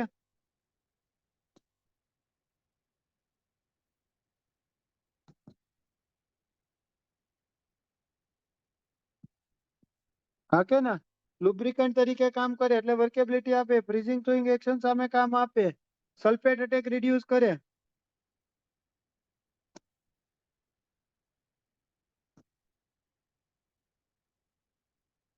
સેગ્રીગેશન રિડ્યુસ કરે.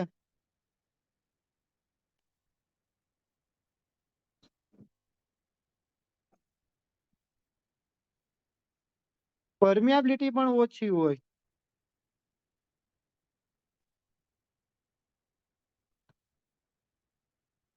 આમાં પરમિયાબિલિટી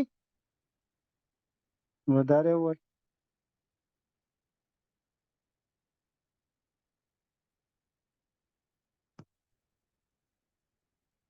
હોય કે ન હોય? હા કે ના? બ્લીડિંગ પણ રિડ્યુસ કરે.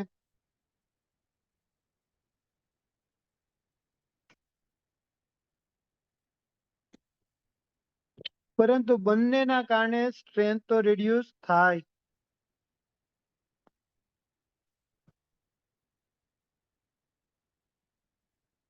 1% એર રહી જાય કોન્ક્રીટ ની અંદર. શું થાય? 1% રહી જાય કોન્ક્રીટ ની અંદર તો સ્ટ્રેન્થમાં ઘટાડો.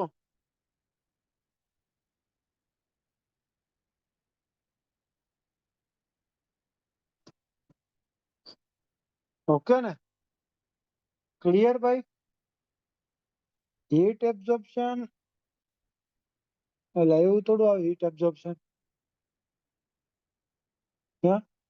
હીટ એબ્ઝોર્પ્શન આવે જેવું તમે પહેલી વાર સાંભળ્યું. એન્ટ્રેને હીટ એબ્ઝોર્બ કરવા માટે નાખ્યું તો તમારે ઘરે નાખી દો અત્યારે ઉનાળામાં.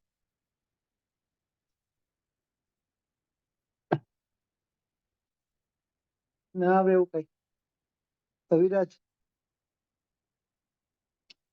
ચાલો બીજું કઈ આમાં એન્ટ્રેનર એન્ટ્રેપેર માં રહી ગયું બાકી? એન્ટ્રેનર થી મોર ડેન્સ સ્ટ્રક્ચર બને. મોર ડેન્સ સ્ટ્રક્ચર તો ના કહી શકાય, કારણ કે એન્ટ્રેનર ના કારણે તો લાઇટિંગ વેઇટ જ હોય બંનેના કારણે. લાઇટ બિલ ઓછું આવે વાળી અહીંયા આવી જતા. તમારા આખા ઘરમાં સેન્ટ્રલ એસી છે, શું કામ હીટ એબ્ઝોર્બ કરો? અહીંયા આવે નળિયા વાળા ઘર છે, સેન્ટ્રલ એસી નું વાત કરે. બોલો બીજું કઈ આમાં ક્વેશ્ચન જનરેટ થાય એન્ટ્રેનર ને એન્ટ્રેપેર માં? એક મારી પાસે છે ક્વેશ્ચન.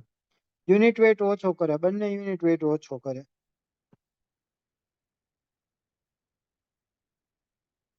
કોમ્પેક્શન કરો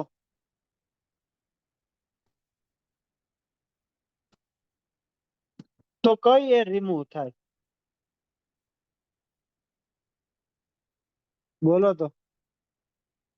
કોમ્પેક્શન કરો તો કઈ રિમૂવ થાય? ફટાફટ આન્સર આવવા માંડ્યો. કયો આન્સર આવે? બંને એર આવે. કઈ કોમ્પેક્શન કરો તો ઓલો થોડો વાત જોવે કે ભાઈ તું એન્ટ્રેન છો તો વહી જાતો હાલતો. એન્ટ્રેપ કોણ છે આમાંથી? હાલો પકડી લ્યો અને નાખી દો ડબ્બામાં. બંને એર રિમૂવ કરે, સમજો? એન્ટ્રેન હોય કે એન્ટ્રેપ, એટલે આખી કથા પૂરી થઈ ગઈ. એસેટ 180 પછી કે એન્ટ્રેન એર કઈ રીતના નાખવાની આવે. હું કેવું માર ભાઈ? એડમિક્સર નામ સાંભળેલું? એન્ટ્રેન air entering agent.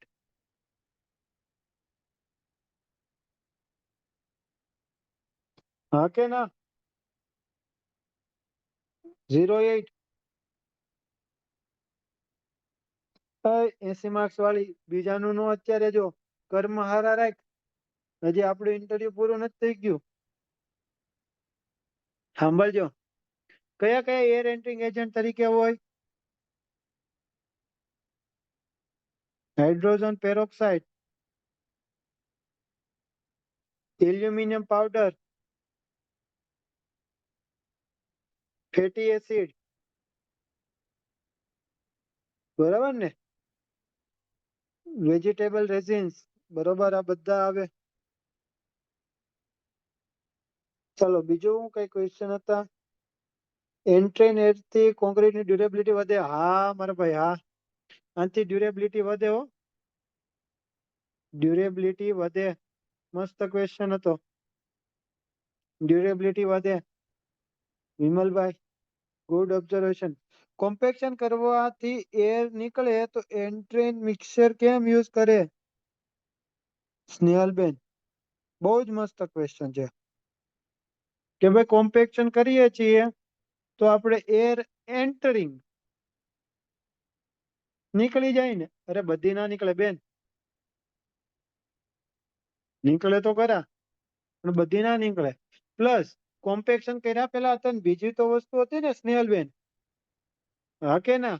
Placing, mixing, transportation. હા પાડો એમ. આ બધું તો ઈઝી કરે કે ન કરે?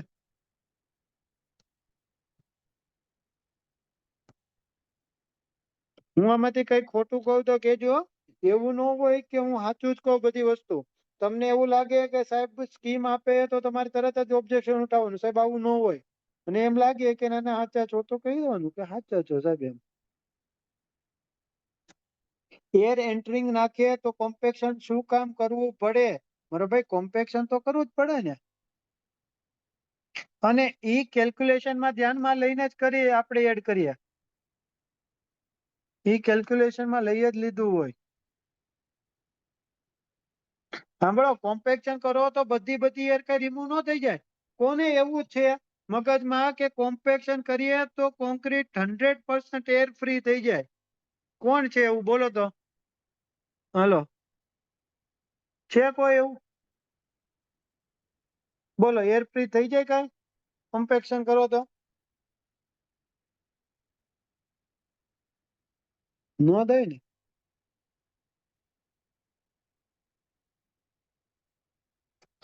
ગૌતમભાઈ ક્લિયર બધાને? સર પેલા ઇન્ટરકનેક્ટેડ વોલ્ટ્સ હોય ઈ ના નીકળે, ઈ તો નીકળી જ જાય. ગૌતમ, એને તો રિમૂવ કરવા માટે જ કોમ્પેક્શન કરીએ.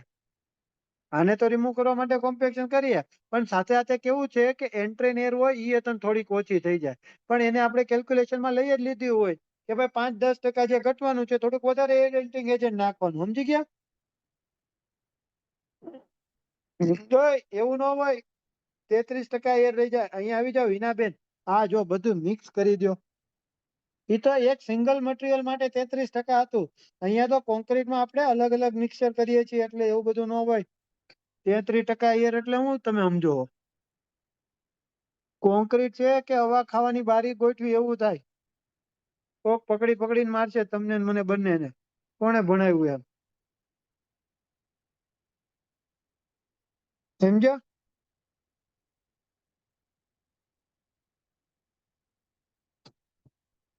સર એન્ટ્રેન એડ કરીએ તો પણ સ્ટ્રેન્થ રિડ્યુસ થાય જ ને, તો ક્યાં સ્ટ્રક્ચર માં નાખવા પડે? બેન, જે જગ્યાએ તમારું કોમ્પેક્શન કરવું ડિફિકલ્ટ હોય, વર્કેબિલિટી વધારે જોતી હોય, ફ્રીઝિંગ થોઈંગ એક્શન થવાના ચાન્સીસ હોય, સેગ્રીગેશન થવાના ચાન્સીસ હોય, સલ્ફેટ અટેક થવાના ચાન્સીસ હોય, વર્કેબિલિટી વધારે જોતી હોય, આ બધી જગ્યાએ આપણે નાખીએ. હા કે ના? બેન રિપ્લાય આપી દો, પ્રિયંકા બેન.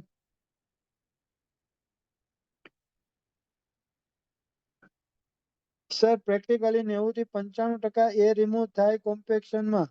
એ નથી ખબર, પણ 100% તો ન થાય એ મને ખબર. પ્રાચીબેન, 100% તો રિમૂવ થાય નહીં. થોડીક ને થોડીક તો એર રહી.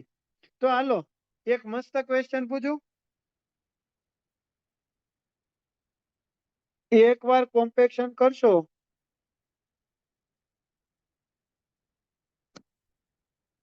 તો 100% એર રિમૂવ થાય? ના થાય ને. પણ એર તો રિમૂવ થાય ને.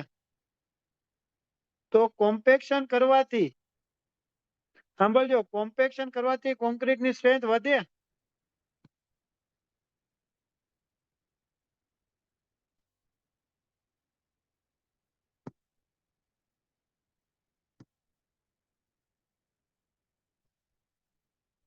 તો રીકોમ્પેક્શન કરો.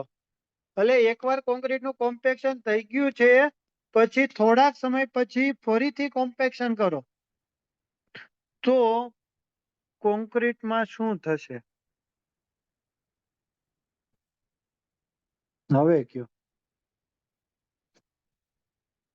તો બીજી વાર કરાય? એકવાર કોમ્પેક્શન કોન્ક્રીટનું થઈ ગયું એ મસ્ત એવું, બરોબર, સ્ટ્રેન્થ મળી ગઈ છે, તો ફરીથી કોન્ક્રીટનું કોમ્પેક્શન કરાય, રીકોમ્પેક્શન?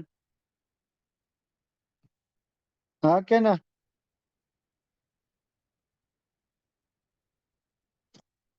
હું છે દિશાબેન, 3 કલાક સુધી કરીએ તો સ્ટ્રેન્થમાં ઘટાડો નહીં થાય? એક્ઝેક્ટલી. હા કરાય, પણ ઇનિશિયલ સેટિંગ ટાઈમ પહેલા કરાય. બરોબર છે, મસ્ત એવું આન્સર આપ્યો એ ભાઈ, મજા આવી ગઈ.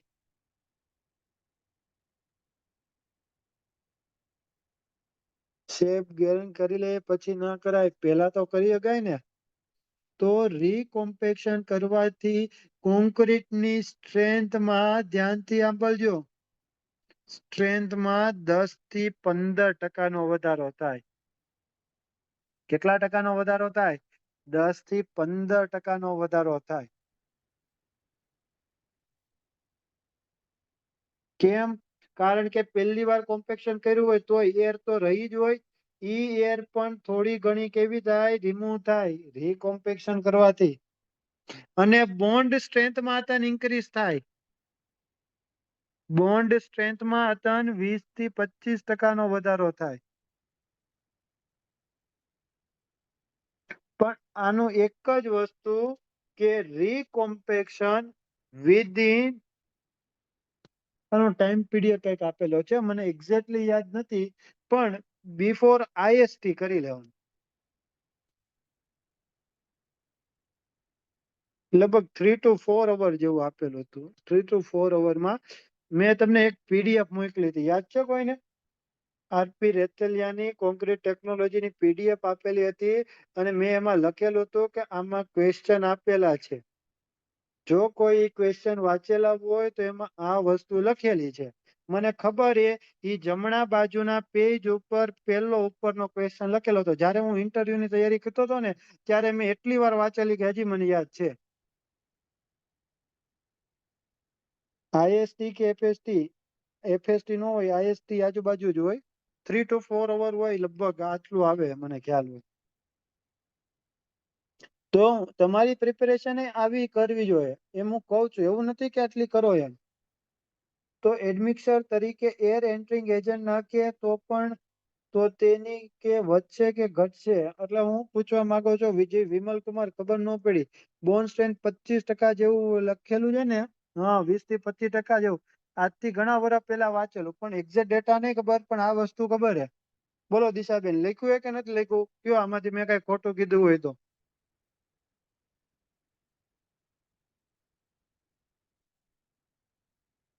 બરોબર ને? તો બધી વસ્તુ તમારા માટે ફાયદાકારક જ કહેતા હોય. સર, એર એન્ટ્રિંગ નાખવાથી તરત જ એર જનરેટ થાય કે હા તરત જ જનરેટ થઈ જાય? એ વોટર સાથે જેવા કોન્ટેક્ટમાં આવે તમારા કેમિકલ રિએક્શન કરીને એર બબલ્સ ક્રિએટ કરીને વર્કેબિલિટીમાં બોલ બેરિંગ તરીકે એક્શન કામ કરીને લુબ્રિકેશન તરીકે કામ કરે, જેથી તમારું એક એગ્રીગેટ ઉપર બીજો એગ્રીગેટ અને સિમેન્ટ પાર્ટિકલ ઇઝીલી મૂવ કરે, જેના કારણે તમારું વર્કેબિલિટી વધે અને ફિશિંગ ટ્રેનિંગ એક્શન સામે રેઝિસ્ટન્સ આપે. બરાબર ને? તો મારો ફાયદો શું ખબર? એક મસ્ત વાત કહું. તમે કોન્ટ્રાક્ટર હોવ ને તો 10 થી 15% ઓછી સિમેન્ટ નાખવાની અને શું કરી દેવાનું? રીકોમ્પેક્શન કરી દેવાનું. આ ક્યારે ખબર હોય? કે તમે અહીંયાથી ભણ્યા હોય તો. એટલે એવું નહીં કરવાનું. આ તો ખાલી મસ્તીમાં કહું છું.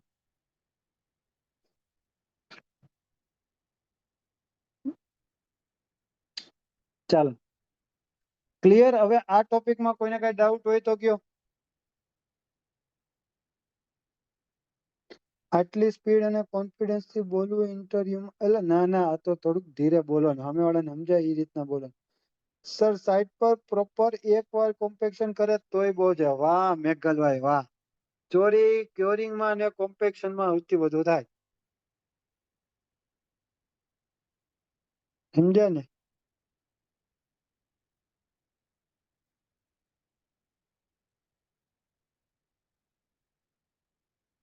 બધું જ આવી ગયું ને રિવાઇબ્રેશન ના કારણે. રીકોમ્પેક્શન હોય અને રિવાઇબ્રેશન કહેવાય. રીકોમ્પેક્શન અથવા તો રિવાઇબ્રેશન. બરોબર ને? હાર્દિકભાઈ, કઈ ખોટું હોય તો કેજો. કોમ્પેક્શનમાં શેની ચોરી? ડીઝલની. એટલે ચોરી એટલે લેબર ને ઈ કોમ્પેક્શન પ્રોપર ન કરવા દે. કાં તો ઓલું મશીન ઢરર ઢરર વાળું ચાલતું ન હોય.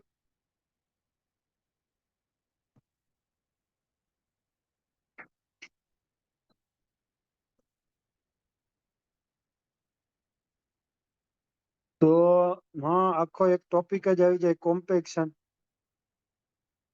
હાલો, તો કોમ્પેક્શન કરીને આખો ટોપિક એક ભણી લઈએ. એટલે એમાં આજનું આપણું આખું પૂરું થઈ જાય કોમ્પેક્શન. કોમ્પેક્શન એટલે હું? હાલો તો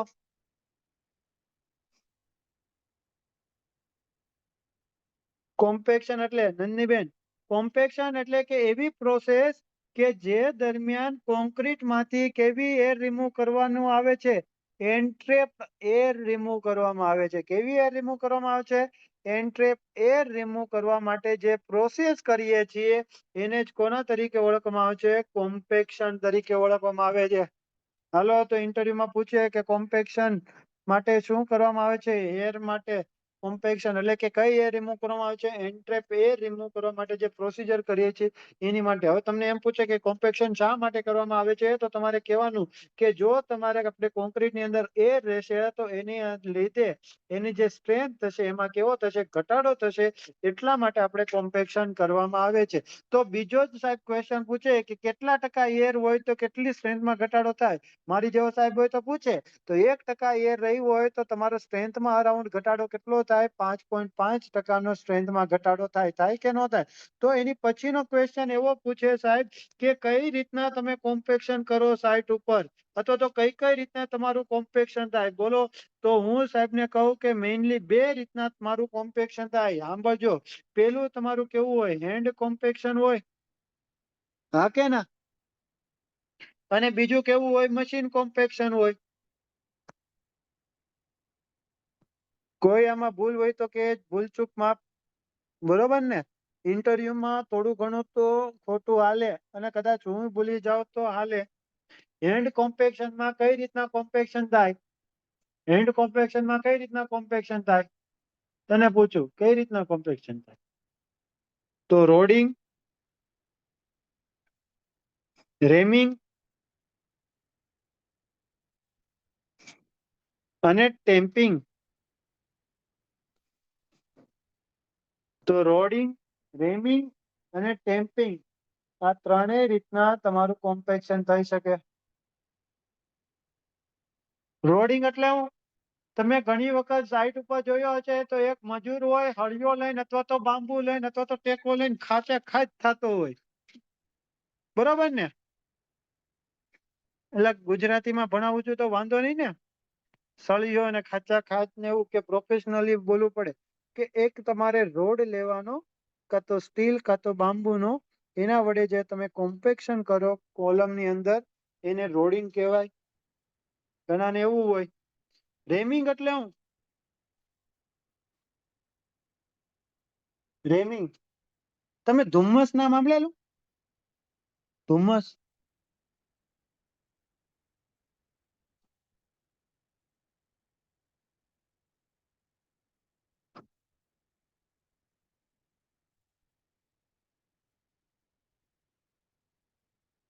અહીંયા જો એક વિડીયો છે, મેં તમને વિડીયો બતાવી દઉં એટલે મારું કામ પૂરું થઈ જાય. મેં તમને આની પહેલા જ કીધું હતું. જો આ રોડિંગ કર્યું કહેવાય.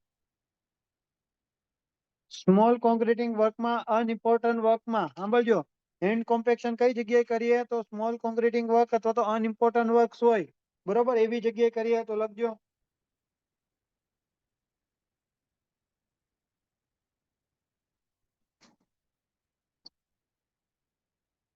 હા, તો ઓલું બધું લખેલું છે. હેન્ડ કોમ્પેક્શનમાં રોડિંગ, રેમિંગ અને ટેમ્પિંગ આવે. રોડિંગ એટલે હું? સળિયો લઈને, બરોબર ને, મેન્યુઅલી ખાચે.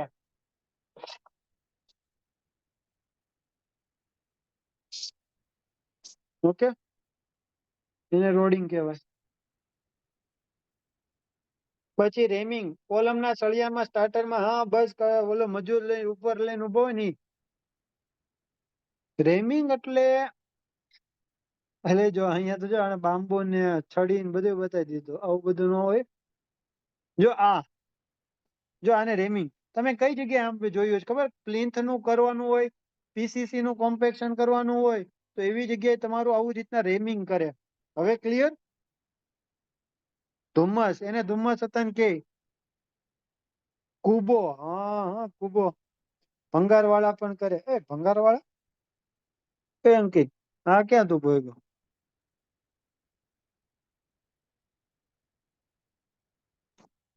ચાલો, તો હવે ખબર પડી જ ગઈ. રેમિંગ કઈ જગ્યાએ મેઇનલી કરીએ તો થીન સેક્શન હોય ત્યાં. બરાબર. બીજું કેવું હોય? થિન સેક્શન ઓછી થિકનેસ હોય ત્યાં, અને અનઇમ્પોર્ટન્ટ એમાં તમારું રેમિંગ કરે. કોલમમાં શિયર વોલ હોય, કોન્ક્રીટની વોલ હોય, આ બધા એમાં રોડિંગ કરીએ. ટેમ્પિંગ એટલે શું ખબર?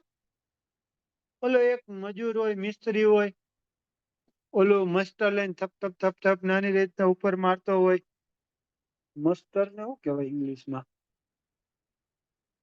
ઓલું આમ મસ્ત એવું ફિનિશિંગ આપવા માટેનું ટૂલ હોય, એની મદદથી જે ઉપર કરે ને થાપી કેવું કઈક કહેવાય જે હોય. Floater, exactly. એમ તો મને ખબર જ હતી, ખાલી પૂછવા માંગતો હતો, યાદ છે કે કેમ.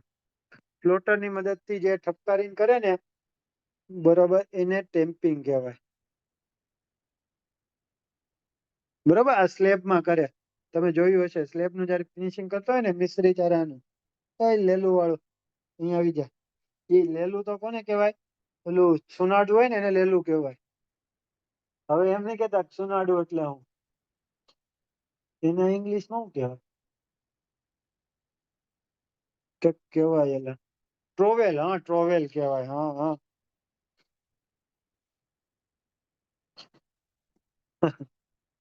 તમે કેવા ક્યાંથી આવી ગયો છે. ચાલો પછી જોઈએ મશીન કોમ્પેક્શન.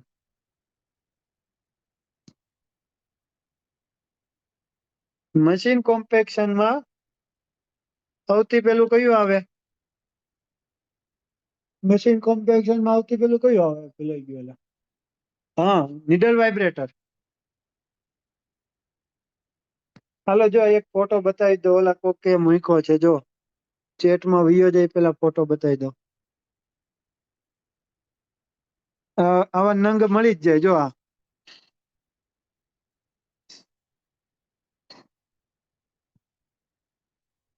અહીં આવી જાવ પાછા. મશીન કોમ્પેક્શનમાં નીડલ વાઇબ્રેટર યુઝ થાય. નીડલ વાઇબ્રેટર ને બીજું પોકર વાઇબ્રેટર કહેવાય, ઇમર્ઝન વાઇબ્રેટર કહેવાય. બરોબર ને, અલગ અલગ બહુ બધા નામ છે. સૌથી વધુ યુઝફુલ, મોર ઇફિશિયન્ટ. સાઇટ ઉપર તમને જોયું હોય તો એક મજૂર ઓલી નીડલ લઈને કોમ્પેક્શન કરતો હોય. જોયેલું કે નહીં જોયેલું? કે બધું બતાવવું પડશે? હે તો હા રહ્યું. હા જો ઇન્ટરનલ વાઇબ્રેટર. આને ઇન્ટરનલ વાઇબ્રેટર કહેવાય, ઇમર્જન વાઇબ્રેટર કહેવાય, નીડલ વાઇબ્રેટર કહેવાય. સૌથી વધારે ઇફિશિયન્ટ હોય. અલગ અલગ સાઈઝની નીડલ આવે હો. આમાં નીડલ અલગ અલગ ડાયાની આવે. 25 થી લઈને 20 થી 25 થી લઈને 75 નીડલ ની આવે.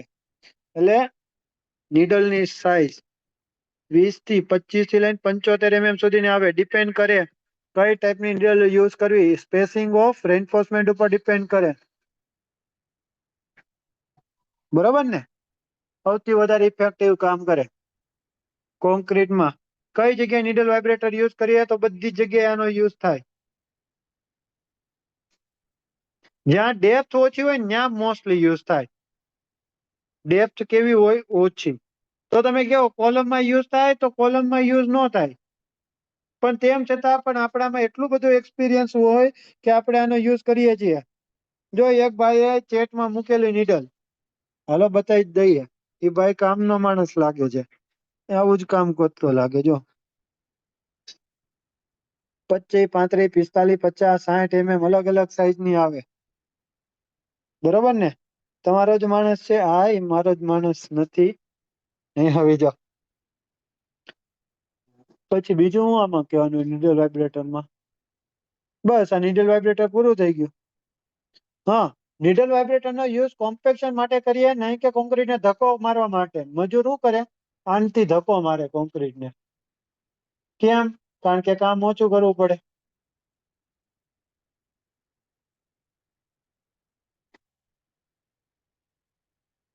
બરોબર, અને આના ક્રાઇટેરિયા આપેલા હોય. એક જ જગ્યાએ તમારી નીડલ વાઇબ્રેટરનો યુઝ નહીં કરવાનો, થોડીક થોડીક જગ્યાએ સ્પેસિંગ ઉપર કરવાનું. રેઇન્ફોર્સમેન્ટને નીડલ વાઇબ્રેશન ટચ નહીં કરવાનું. આ એના ક્રાઇટેરિયા હોય.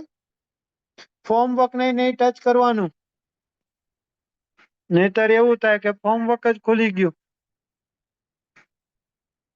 મજૂર આ બધું કરતા હોય અને આપણું સાઇટ એન્જિનિયર તરીકે આ જ વસ્તુ ધ્યાન રાખવાનું હોય.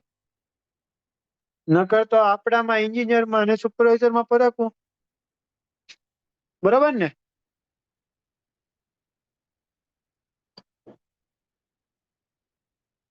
કેટલા ટાઈમ માટે કરવાનું એટલે એમાં કઈ ટાઈમ ન હોય માર ભાઈ. ડિગ્રી ડિગ્રી એટલે કાંઈ ન હોય, ઇફેક્ટિવ થવું જોઈએ. એટલે એટલું બધું યાદ રાખવાની જરૂર નથી ડિગ્રી બિગ્રી ને. ખાલી એટલું યાદ રાખી લ્યો ને, જ્યારે તમને પૂછવામાં આવશે ને કોમ્પેક્શન કઈ કઈ રીતના થાય તો બોલી નહીં શકો. 2 થી 3 માંડ યાદ આવશે. રોડિંગ છે, બ્રેમિંગ, અને આનું તો નામ જ યાદ નહીં. સાહેબ એક બીજું હતું પણ હું હતું એ જ નહીં યાદ આવે. એટલે જેટલું કરો એટલું પરફેક્ટ કરો. બરોબર ને?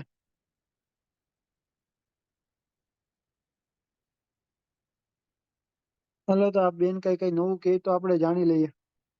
ઇલેક્ટ્રિક વેટ હોય અને આવું બધું કહે છે. પછી એફિશિયન્સી ફ્રીક્વન્સી નોટેડ હોય.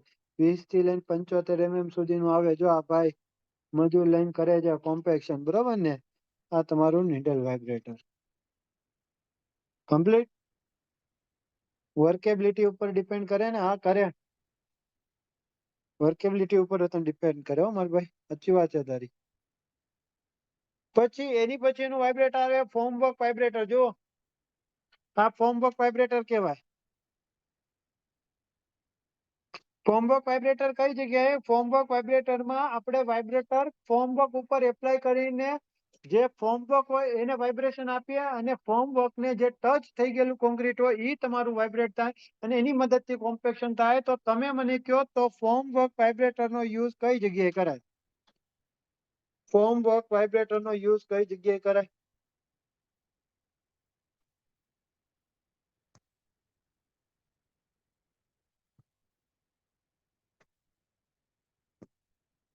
બોલો બોલો. ફોર્મવર્ક વાઇબ્રેટરનો યુઝ કોલમ. પછી બીજી જગ્યાએ કઈ જગ્યાએ? વર્ટિકલ આરસીસી ની વોલ. બરોબર. થીન સેક્શન હોય ત્યાં યુઝ કરાય. હા કે ના? જ્યાં ડેપ્થ વધારે હોય ત્યાં યુઝ કરે. એ બીમમાં યુઝ ન થાય મારા ભાઈ. કોણ છે? નો યુઝ થાય. મારે બીજું કઈ કહેવાય તો નહીં. કોઈ દી બીમમાં યુઝ ન થાય. આવી જાઓ. કોલમ છે, આરસીસી વોલ છે, એવા જે થીન સેક્શન હોય આની ઇફિશિયન્સી એટલી બધી ન હોય.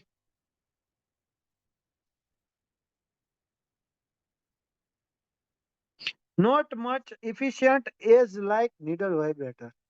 કેમ પણ ઇંગ્લિશ? હે ભૂક્કા કાઢી નાખે એવું ને?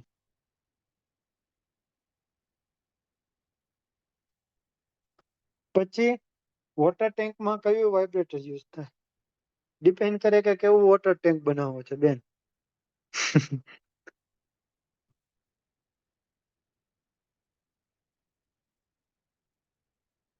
વિજયભાઈ એ મસ્તી નહીં કરવાની. અહીંયા આવી જા. તમને લોકો એલા ભણતા ભણતા બીજે બહુ ચડી જાવ.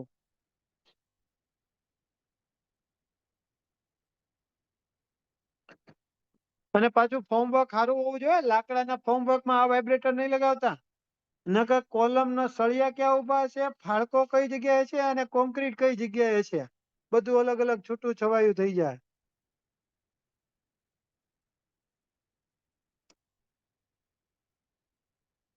પછી આ ટેબલ વાઇબ્રેટર તો બધાને ખબર હશે. કઈ જગ્યાએ યુઝ થાય ટેબલ વાઇબ્રેટર? ક્યુબ બનાવવામાં પ્રી ફેબ્રિકેટેડ એલિમેન્ટ. તો લખી નાખો હાલો ફટાફટ.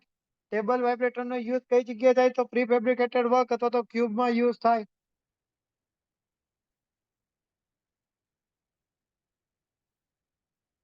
કેમ પણ વિડીયો બતાવતો જવાનો, ટોપિક બતાવતો જવાનો. આને કહેવાય મજાની લાઈફ. ટેબલ વાઇબ્રેટર કઈ જગ્યાએ આપણે યુઝ કરીએ? તો ક્યુબ પ્રી ફેબ્રિકેટેડ આ બધી જગ્યાએ ટેબલ વાઇબ્રેટર નો યુઝ થાય. બરાબર ને? અને એની પછી એક આવે છે બહુ મસ્ત વાઇબ્રેટર આવે છે. એ આવે છે સરફેસ વાઇબ્રેટર.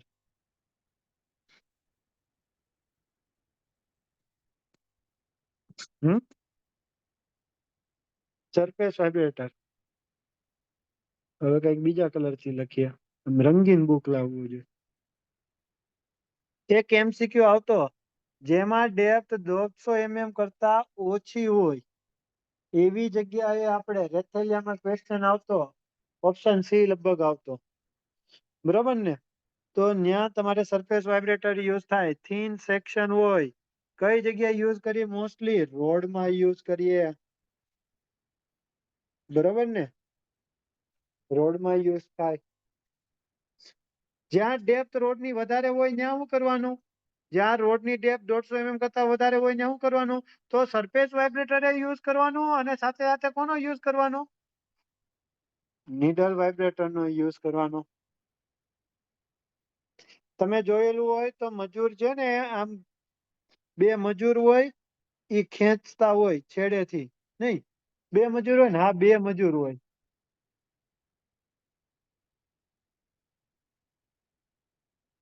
મારે આનો વિડીયો બતાવવો હોય તો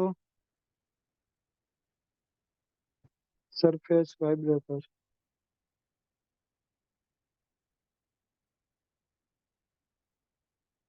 જો આવી રીતના હોય. આવું જોયેલું હશે. ખેંચતા જતો હોય ને મસ્ત એવું ફિનિશિંગ આવે કે ન આવે?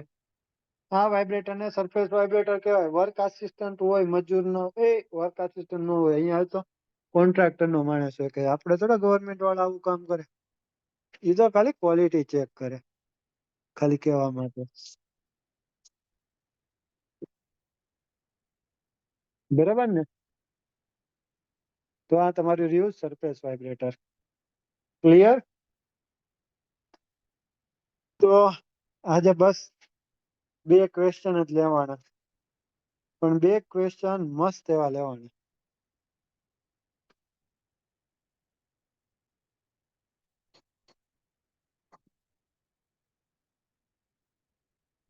બરોબર ને?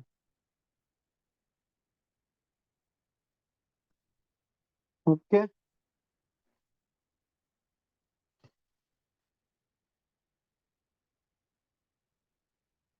સારું ચાલો.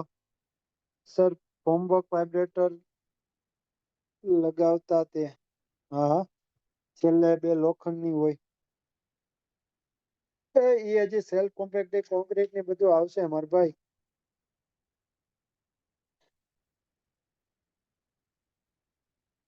સર, ખબર કેમ પડે કે કેટલા % એર છે? એવું બધું આમ ન ખબર પડે. આ ખાલી બધું ભણવાની વસ્તુ હોય, પ્રેક્ટિકલ કરેલા સાયન્ટિસ્ટ ને આ જ કામ હોય. સમજ્યા ને?